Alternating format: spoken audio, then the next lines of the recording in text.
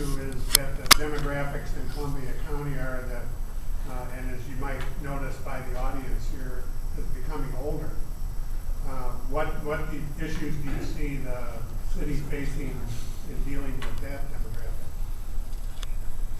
It's not only Columbia County, it's also the state of Wisconsin is aging. What that does is it does affect the taxes throughout the community, again, because of schools and the current school formula. It also affects other services within the city. It's going to cause the need for more services for older citizens. Healthcare, assisted living, prolonged care, those types of industries or economic bases will become more important in the community. It's also a case of what do these older citizens do? Recreational opportunities for them, etc. are all issues that we will be facing. It's also an issue that is not dependent solely upon the city. It's more of a regional issue and best dealt with regionally. We are interrelated with interact a lot with the towns. Some of those programs actually could come better from the county instead of just the city, because that way you can provide the services to a larger population base and keep them affordable. I guess we saw that as a dilemma that everybody has to deal with. One thing that we found was there was a niche of people that really weren't allowed to stay in Lodi. People that were born here, were raised here, had families here, got older, but needed more care, needed a memory care facility, needed a place where they could get more care than they could at home, but weren't ready to go to a nursing home. And in Lodi, up until last year, realistically, you had to go out of town to get some of those services. The new senior, or the new memory care facility is up. When they get some people in that facility, they want to add on and build more of a CBRF type facility, which will allow people to stay here. And I don't want to say, from the time you're born until the time you die, but if you want to, you ought to be able to do that. And I think that's important.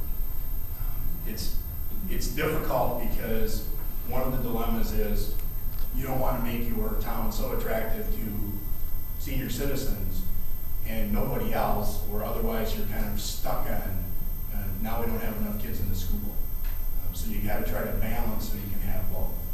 But people like to be near where their families are. So if their older parents are in town, there's an opportunity for some of those people to stay in town also. Thank you. Next question directed to Michael Bilkey. Carla? What do you view your role as mayor in the city as for getting new businesses developed here or brought to us? What do you see as your role in that? Well, I guess I look at it differently than I did at first. When I originally got here, I thought you really got to help try to make those decisions about what we want to try to attract and all of that. Over time, I realized, one, you got to attract what wants to come here. You might as well look for something that we have. And then the other thing to look at is, what do we already have? And what do we do to promote what we have? I mean, and I kind of mentioned this before in my opening statements, it used to be, there was a hardware store downtown, there was a plumbing shop downtown, there was a meat market downtown, all those things were downtown. That's the way we always lived. And my dad and myself maybe too thought that's the way town needs to still be. Well, I like that, but that's not a reality in any community anymore. It just doesn't work that way. And so what we need to do is look for things that complement what we have, and we also need to promote what we have. I'll take credit for promoting bacon with anybody. I probably sell more bacon than anybody in the country, I think, because I take it everywhere I go and show everybody how good it is. You need to capitalize on what you can do and what you do well. I told people the first year I was elected, I'm going to run over in a second, but I told people the first year I was elected, my goal as mayor was to have Larry Clark go to a sausage makers convention and have him tell him that they heard he's from Lodi and he has a really cool mayor. Because when I went to places, people would say when I was from Lodi was, oh, you have a really cool sausage factory. Yeah. Well, thanks a lot. But you have to understand that. Paul? I heard about it. Oh, yeah, that's The role of government in attracting business is somewhat limited. The ones that best attract business is the private sector. Government does have a role. One of the big roles is a cheerleader. But when a business comes in and wants to relocate to Lodi, and they need some type of assistance, be it a loan, be it help with the infrastructure, etc., then government can step in and arrange and provide that type of assistance. Some of the more dynamic business parks around are owned by the private sector, but they were a partnership with the public sector. The land is owned by the private sector. It was put into, for instance, a TIF district. The private sector bore the risk that the municipal government did have a role in that, in providing what it needed to be successful. But the business started the initiation. It wasn't a case of some of the more successful ones where the community developed the business park and then started marketing and looking for clients. It was a private sector venture. What business they're looking for on infrastructure is provided by cities. Good telecommunications, good streets, sometimes rail, etc. Those are all roles for the public sector.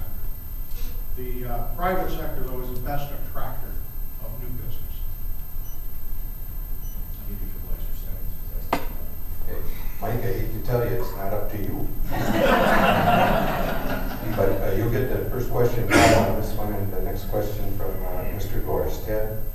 Well, I was interested in what you said about splitting up the proceeds for the school district capital. As I remember what you said is that the tax base would pay for the buildings and the state would pay for the construction. Would you expand upon that? And I'm sorry if I asked this question of you and Michael, maybe for you like it is to me, but I would like to hear more about that. There was a suggestion, I had talked to Keith Rickman. You go back 20 years ago when they came up with the 2/3 formula for funding education. There was no limits on it. Many districts went out for new buildings, etc., because the state was picking up the cost. Some people at that time said they should pick up the cost of construction. I talked to the school district. The cost of construction in Lodi is approximately $9,000 per student. State aid is approximately $3,000 per student. They paid the $9,000, and we picked up what's left of the mortgage on these two schools. Maintenance costs, I was told, back of the envelope ran $500–600 per student.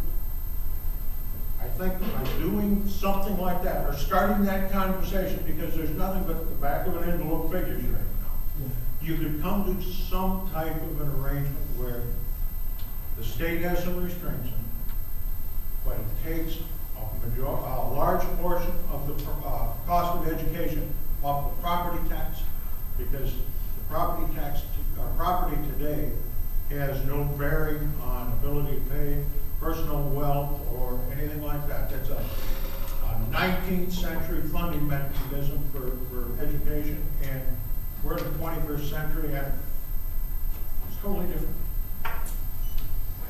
I guess, I think Paul's right, it is an old idea.